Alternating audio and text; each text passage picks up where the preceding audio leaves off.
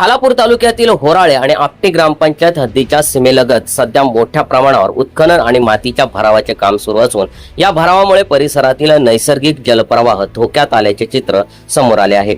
विशेष म्हणजे या ठिकाणी असलेला पारंपरिक नैसर्गिक नाला आधीच भराव टाकून बंद करण्यात आल्याचे दिसून येत आहे।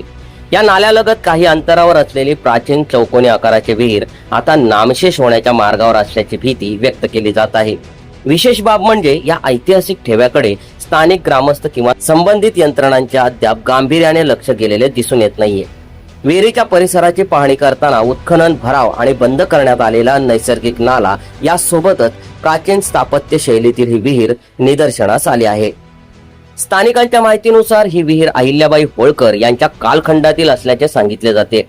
विहिरीच्या बांधकामामध्ये वापरण्यात आलेले कोरीव दगडी चिरे, चौकोनी आकाराची रचना आणि पारंपरिक स्थापत्य शैली पाहता ही वास्तू ऐतिहासिक वारसा असल्याचे स्पष्ट जाणवत आहे।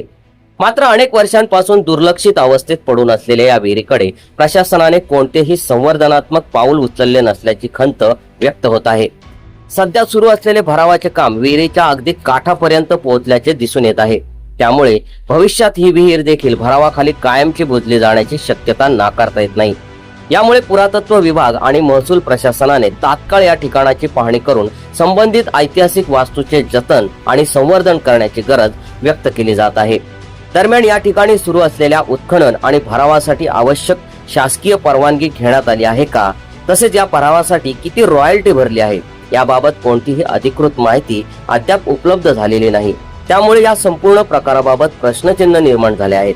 आधीच प्रशासनाच्या दुर्लक्षामुळे ही प्राचीन विहीर पडीक अवस्थेत पोहोचली आहे। अशातच आता सुरू असलेल्या उत्खनन आणि भरावामुळे हा ऐतिहासिक ठेवा कायमचा नष्ट होण्याची दाट शक्यता व्यक्त केली जात असून प्रशासनाने वेळीच हस्तक्षेप करणे अत्यंत गरजेचे असल्याचे मत व्यक्त होत आहे। सम्राट मराठी लाईव्ह साठी जतीन मोरेसह ब्युरो रिपोर्ट, वाओश। तुम्ही पाहत आहात सम्राट मराठी लाईव्ह।